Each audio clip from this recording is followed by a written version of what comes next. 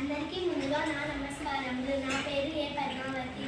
నేను శ్రీ వాల్మీకి ఉన్నత పాఠశాలలో 7వ తరగతి చదువుతున్నాను. ముందుగా అందరికీ నా నమస్కారములు. నా పేరు డి అవంతిక. నేను శ్రీ వాల్మీకి ఉన్నత పాఠశాలలో 7వ తరగతి చదువుతున్నాను. ఇప్పుడు మీకు పాలిథిన్ మూతంని పరిచయం చేయడానికి నేను ముందుకు వచ్చాను. ఇక్కడ నేను మానవ జాతిగా నా స్నేహితురాలు పద్మావతి పాలిథిన్ మూతంగా సంభాషిస్తున్నాను. నమస్కారం. నమస్కారం. నేనెవరో తెలుసా? నా పేరు వింటేనే అందరూ గడగడలాడిపోతారు. సమస్త మానవ జాతి మొత్తం హరిగెత్తిపోవాలి. ఇంతటి నేనెవరంటే నా పేరు పాలిథిన్. అవునా, పాలిథినా? అయితే నువ్వు మా మానవ జాతిని ఏం చేస్తావు?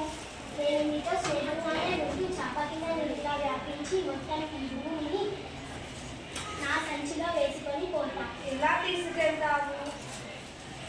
మీరు శుభకార్యాలకి ఇంకా మీ ఇంటి అవసరాలకి మీరు ఏమేమి తెచ్చుకుంటారు? శుభకార్యాలకి పండ్లు, పూలు, ఇంకా అవసరమైన వస్తువులు, ఇంటి అవసరాలకి ముఖ్యంగా కాయగూరలు, సరుకులు తెచ్చుకుంటాము. తెచ్చుకుంటారు కదా, వాటిని ఎలా ఇంటికి తీసుకొస్తారు? ప్లాస్టిక్ కవర్లతో తెచ్చుకుంటాము. వాటిని ఇంటికి తెచ్చాక ఏం చేస్తారు? చెత్తబుట్టల్లో, కాలువల్లో పారేస్తాము. చెత్తబుట్టల్లో కాలువల్లో పాడేస్తారు కదా. ఇప్పుడు మొదలవుతుంది అసలు యుద్ధం. ఆ సమరవేదిని మోగించి ఈ భూగోళాన్ని దడదడలాడిస్తాను. ఎలాగా? మానవుని జీవితకాలం ఎంత? 100 సంవత్సరాలు. నా జీవితకాలం ఎంత తెలుసా? 400 సంవత్సరాలు. అవునా? చెత్తలో ఉన్న కాలువలో నీటి నేలపై ఎక్కడున్నా నేను క్షేమం, మీకు మాత్రం నష్టం వాటిల్లుతుంది. అంటే ఏం చేస్తావు?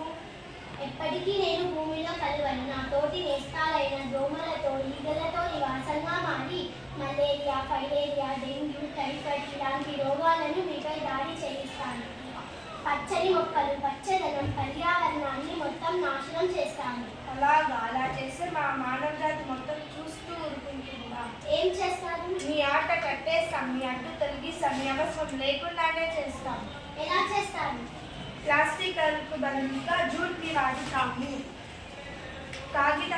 కాగితపు సంచులు, జూట్ సంచులు, గుడ్డ సంచులు వంటి అస్త్రాలను వాడి మీపై సమూలంగా మీపై దాడి నాశనం చేస్తాము. ఈ సమాజంలో నివసించే ప్రజలకు అవగాహన లేనంత వరకు నేను ఎవరు ఏమి చేయలేదు. అయితే సమాజంలో ప్రతి ఒక్కరికి అవగాహన కలిగేలా చేస్తాము. ఎలా? చిన్న పిల్లలకి చిన్న వయసు నుండే పాలిథిన్ వల్ల కలిగే నష్టాలను, ఇబ్బందులను పాఠ్య పుస్తకంలో ప్రచురించి అవగాహన కలిగేలా చేస్తాము. పెద్దవాళ్ళకి, మారుమూల ప్రాంతాల వారికి, గ్రామీణ ప్రజలకి కరపత్రాల ద్వారా, సమాచార ప్రసార సాధనాల ద్వారా అర్థమయ్యేలా చేస్తాము. మా సమస్త మానవ జాతి, ముఖ్యంగా మా విద్యార్థులు తలుచుకుంటే సాధించలేనిది ఏదీ లేదు. అయితే నన్ను ఆపడానికి ప్రయత్నించండి, చూద్దాం. సమూలంగా అంతమయ్యేకి సిద్ధంగా ఉండు. ధన్యవాదాలు. అందరూ కూడా ప్లాస్టిక్ వాడకాన్ని నిర్మూలించి జూట్ మరియు కాగితపు సంచులను వాడతారని మనవి చేసుకుంటూ మా యొక్క చిన్న ప్రయత్నం. మాకు ఈ అవకాశాన్ని ఇచ్చిన ఉపాధ్యాయులు వారికి హృదయపూర్వక కృతజ్ఞతలు.